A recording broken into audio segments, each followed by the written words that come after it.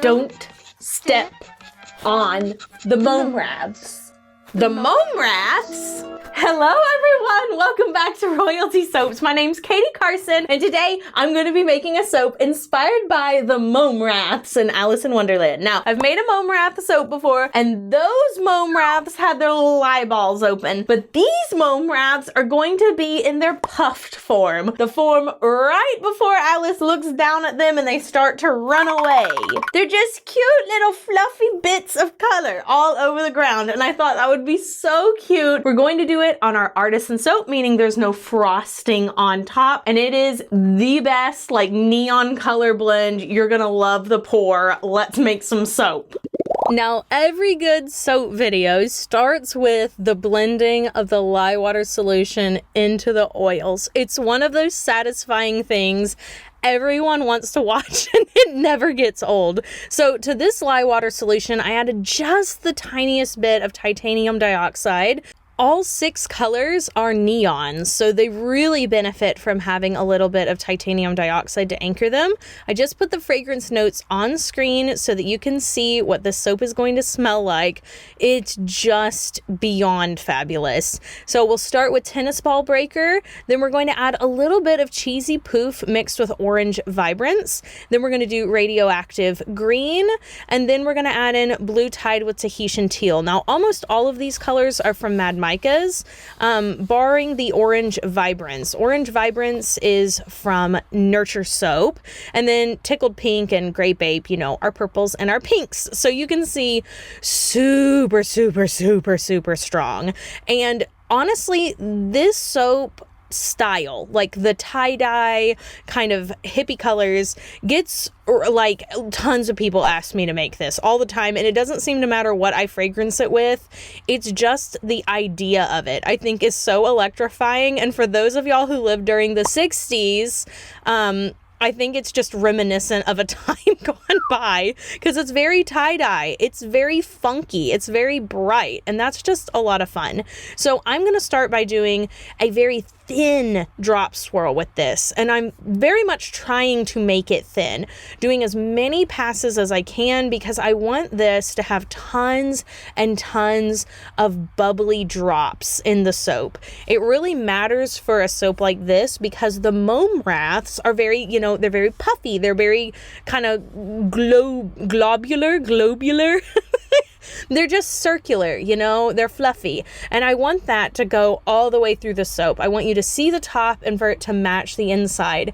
That would be why I wouldn't do an in the pot for like this or like layers or anything like that, because I want it to match what you're seeing on top, because the top is obviously kind of the most important part with the Mome Raths. So I'm going back and forth, back and forth. I did this like 4 times. It took so long.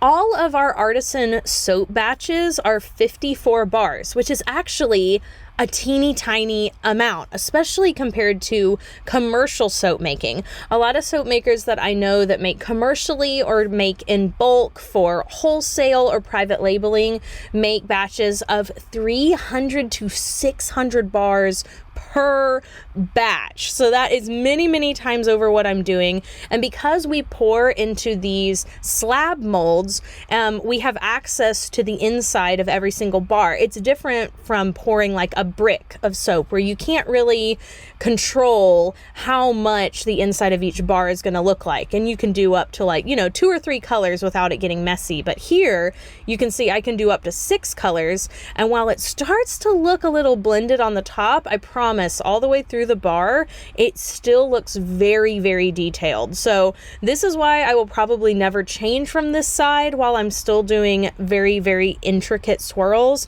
The side of using slab molds as opposed to the really big ones just gives me so much more creative control. So if you're ever wondering why we never have increased our batch size, that's why. Because every single bar needs to look like a work of art as of right now.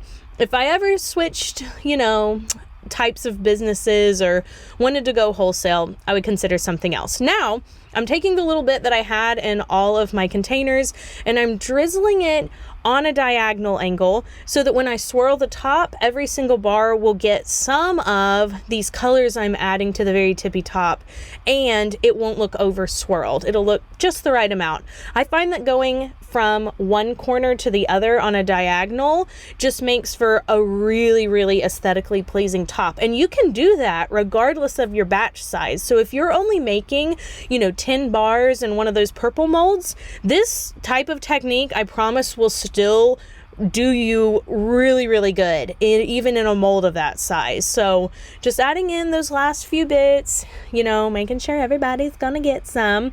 And I also started with the pink on the bottom because I like the green a lot.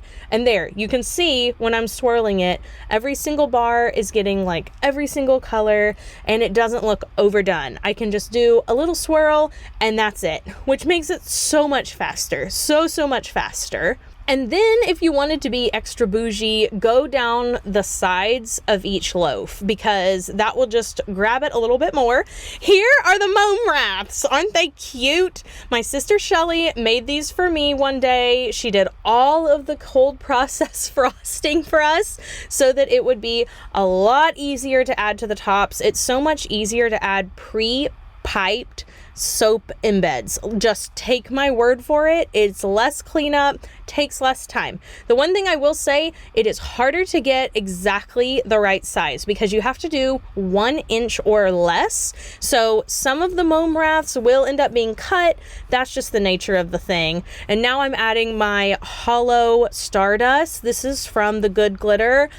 An absolute dream come true for people who really like that biodegradable plastic-free glitter. Then we finished it up, we let it sit. Now it's time to go ahead and split the slab. As you can see, I was rocking my tie-dye sleeve covers so that I could match the inside, and tell me it's not like a dead-on duplication. So this is what it looks like. We're just gonna line it up as best we can. Again, some of them are going to be cut. That's the nature of small batch, it's not going to be perfect every time because everything is hand done, but obviously I'm still very careful and try to get the absolute best cut that I can. Press down with my cutter, Evangeline, take off those end pieces that will be turned into little samples, and this is what she looks like on the inside. See what I mean by the gloopiness of it? That is what I get for making all those multiple passes over and over and over again. It just looks so good and it smells divine. You guys are absolutely gonna love it. And tell me this doesn't look like a cat. It looks like a cat. This one also looks like a cat. Well, I hope you guys enjoyed today's soap video. Don't forget to come back tomorrow when we'll be making another Alice-inspired soap. Do you have any guesses on what the design might be? Let me know in the comments below, and I'll see you tomorrow. So until then, bye for now. Meow.